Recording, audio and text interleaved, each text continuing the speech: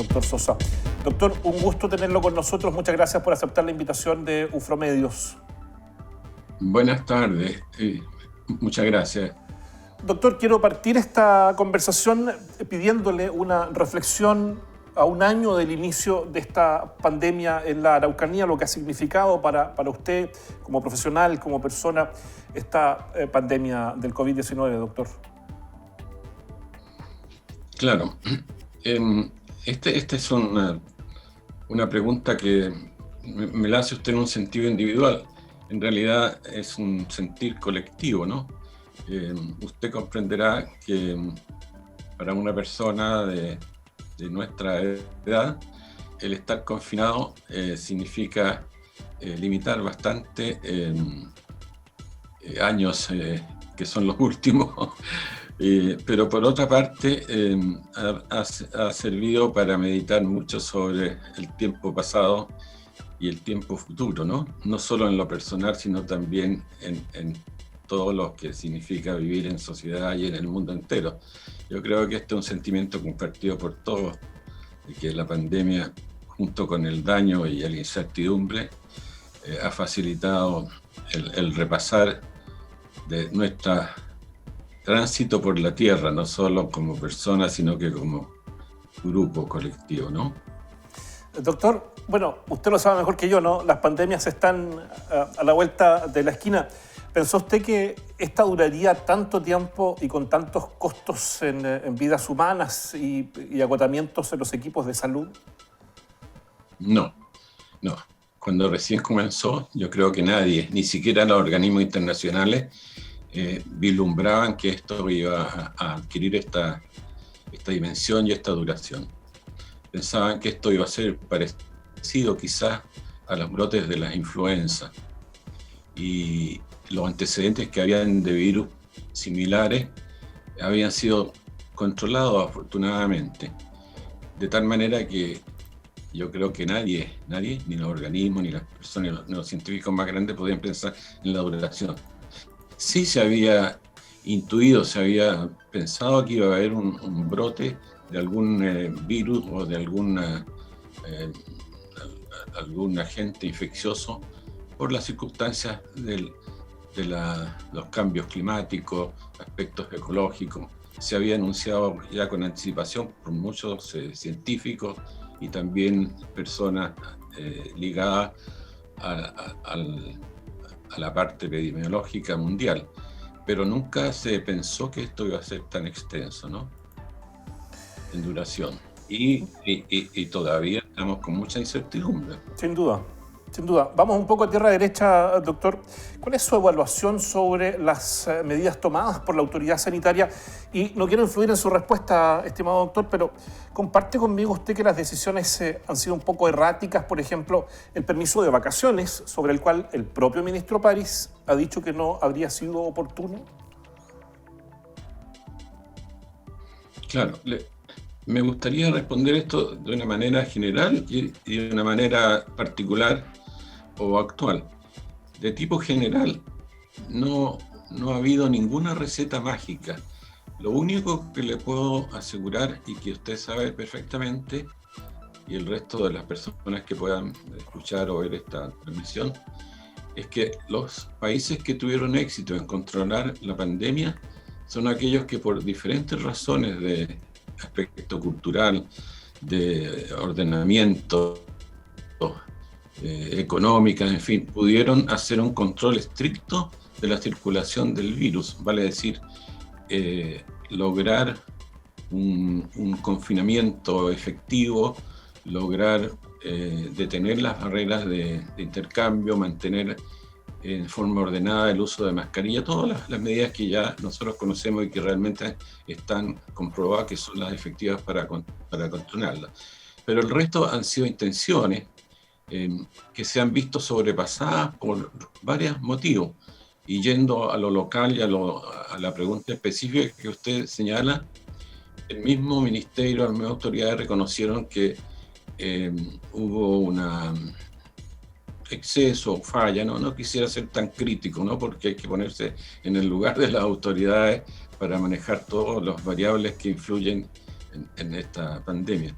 pero la misma autoridad sanitaria reconoció que tal vez el permiso de vacaciones podría no haberse emitido o haber sido más estricto. En ese sentido, entonces, las famosas cuarentenas. No sé si usted quiere hacerme más preguntas sobre el tema o prefiere que hable ahora de la cuarentena, porque a mí me interesaría... desde mi punto de vista tiene que ver con lo primero de la pregunta, doctor, que habla un poco de lo errático de algunas medidas, ¿no? Esto de las fases de los programas, no hay claridad tampoco respecto de, por ejemplo, cómo se toma la decisión del paso a una fase u a otra. Y no lo digo yo, lo dice el Colegio Médico en el último comunicado que emitió. Entonces, sí, me gustaría que profundizara un poco, por favor, doctor, desde la infectología en el tema de las cuarentenas o del programa paso a paso. Bueno, en primer lugar, quiero señalar que no quiero sumarme a la crítica fácil de muchos medios, no lo estoy diciendo a usted, sino que a otros medios, en el sentido de considerar erróneas o totalmente equivocadas las medidas. La verdad es que las cuarentenas es un intento de confinamiento, pero tiene muchas limitaciones, no por eso dejar de efectuarla. Las limitaciones son en relación a lo que yo mencionaba anteriormente. Usted puede tener un sector, una comuna en cuarentena. El clásico ejemplo de Padre de las Casas con Temuco. Pero es casi irreal pensar que hayan lugares que están unidos por un puente, ¿no es cierto?, en el cual el control no siempre es fácil, y esa parte de esa población en una fase diferente, por ejemplo en cuarentena, y la otra en fase 2.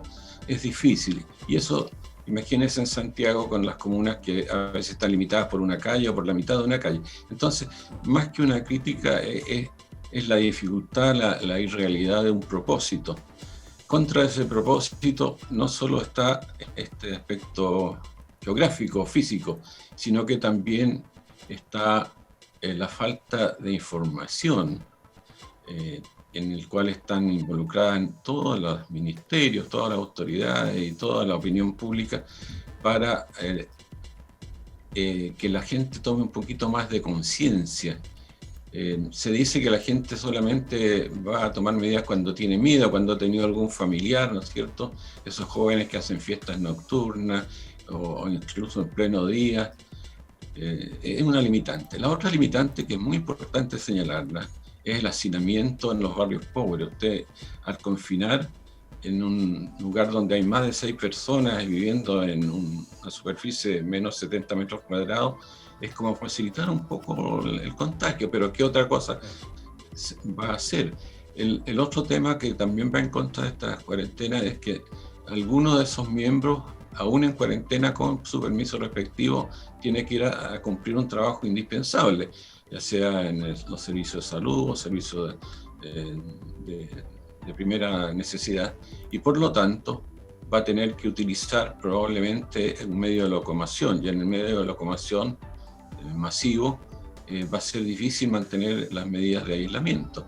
Por eso las cuarentenas se topan con todas estas limitantes, pero en ausencia de otras medidas es lo que se ha hecho, y aunque sea pequeña la acción, algo ayuda, pero no por eso podría reemplazarse, como algunas personas en la opinión pública hablan que las cuarentenas son absurdas. En realidad, la cuarentena es un intento de confinamiento, pero es una medida cuyo peso es relativo y se relativiza por las razones que yo le había mencionado, ¿no es cierto? Hacinamiento en barrios de nivel socioeconómico más bajo, necesidad de trabajar de algunas personas, y a esto agregue lo que ahora último se ha denominado la llamada fatiga pandémica, en fin, el clamor también de ciertos gremios, como en el caso, por ejemplo, en el caso de las vacaciones, probablemente hubo mucha presión por parte de los gremios de turismo y de comercio para que se concedieran estos permisos. Claro. Así que eso, así redondeando, ¿no es cierto? La idea es que la cuarentena en sí no es ni mala ni buena, sino que es una medida más, pero que si no se acompaña de una conciencia pública o cierta capacidad de contención, es limitada, pero no por eso, digamos, va a considerarse que es una mala medida. Exacto. Y en lo que estoy muy de acuerdo con usted, mire, por último, si me permite, el Ministerio de Salud tiene un consejo asesor formado por sociedades científicas, por directores de colegio médico, en fin, de tal manera que siempre ellos están siendo asesorados en estas medidas. Así que si ha habido alguna medida incompleta o medida que debía ser razonado más, hay como un cargo colectivo, pero le digo que no es fácil solucionarlo, ¿no? Sin duda, no debe ser nada fácil tomar decisiones, digamos, en un contexto donde históricamente nadie tiene la experiencia suficiente. Doctor, nos queda poquísimo tiempo, lamentablemente ya, de hecho se nos acabó, pero veamos un poco las proyecciones que esto tiene a un año de haber descubierto en Chile el virus. Hablemos de las vacunas, que es la luz al final del túnel, ¿no? Para que no todo sea...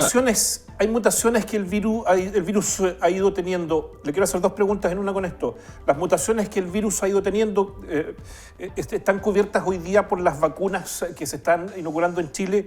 Y la última pregunta, dos en una. La siguiente pregunta ¿es correcto esperar que las vacunas logren reducir muertes en el contexto de nuevas variantes? Es decir, ¿podemos albergar esperanza solo en las vacunas o hay algunas otras acciones que pudiéramos hacer además de las básicas, ¿no? Sí. Le agradezco la pregunta porque en el fondo quiero dar una pequeña luz de esperanza a nuestros auditores. La primera es la siguiente. El proceso de vacunación en Chile, que como todos sabemos ha sido ejemplar y tiene como fundamento la gran disciplina y tradición histórica de acciones en Chile, ¿no? Eso es un mérito grande. Es cierto que ojalá hubiese podido avanzar aún más rápido y haber vacunado a la población joven, que es la que no está protegida. Pero lo positivo es que a la gente mayor de 70 años ya se ve en las estadísticas una tendencia al aplanamiento de la curva. Por lo tanto, es positiva la vacunación. Respecto a las variantes, son 3 a 4 variantes, la inglesa, la sudafricana y la brasileña, que causan más temor, especialmente la brasileña. Uy. Nos quedamos... Estas variantes están siendo cubiertas de RNA mensajero, ¿no es cierto? La vacuna que mayormente ha recibido Chile es una vacuna china que es un virus inactivado, como todos ustedes saben. Esta vacuna tiene una ventaja potencial, que crea anticuerpos, una vacuna hecha a la antigua usanza de activar o matar el virus en el fondo. Crea anticuerpos contra todas las estructuras del virus y por lo tanto pudiera perfectamente considerarse que potencialmente va a proteger de estas variantes. No hay estudios todavía suficientes como para decirlo, pero si se logra una cobertura amplia, aún con las variantes tradicionales, no tenemos por qué temerle a estas nuevas variantes. El resto de pensar que pueden haber variantes más nuevas todavía, ya entra en el terreno de la ficción y del temor, pero hay muchas posibilidades de que cuando se complete un porcentaje grande en un país determinado, las variantes no lo van a comprometer, no van a entrar y no van a causar un problema futuro. Sin embargo, es un temor latente que afecta no solo a nuestro país, sino que a todo el mundo. Porque usted comprende que después de colocar, imagínense, en Estados Unidos llevan más de 100 millones de vacunados, ¿no? Y ellos, a pesar de ello, todavía no logran bajar en forma sustancial la cifra. Valga lo mismo para Brasil. Chile, por tener una población más pequeña, 19 millones, entiendo, y la población necesaria para lograr un efecto rebaño serían alrededor de 15 o 16, va por buen camino. Así que quisiera ser positivo para terminar esta intervención y señalar que no hay que tener tanto miedo a las variables porque las vacunas pueden ser efectivas, ¿no? Fantástico. Doctor, tengo una pregunta. Estoy pasado en 5 minutos, pero me permito esta pregunta porque un auditor, un televidente más bien nos la está haciendo. ¿Es recomendable vacunarse contra la influenza y contra el COVID al mismo tiempo? ¿O es prudente esperar? Diferirla, digamos, una de otra. Cuando se planteó esto, habían dos aspectos a considerar. Uno, vacunar antes de la época de invierno, ¿no? Pero como gran porcentaje de la población, especialmente aquellos que son focos de la influenza, como los mayores, ya van a tener las 2 vacunas. Y se ha considerado que dejando pasar al menos un mes después de la segunda dosis, se puede colocar perfectamente la vacuna influenza. No conviene colocarla antes. Y lo otro es que no se colocan juntas. No está comprobado que la vacuna anti-COVID pueda colocarse con otras vacunas, ninguna de ellas. Perfecto. El doctor Guillermo Sosa, pediatra de dilatada trayectoria en nuestra ciudad, pero también él es infectólogo y en esa calidad hemos estado conversando con él. Muchísimas gracias nuevamente, doctor. Que esté muy bien. Muchas gracias y que tenga buena tarde. No, ha sido un gusto. ¿No? El gusto es nuestro. Ha sido un placer.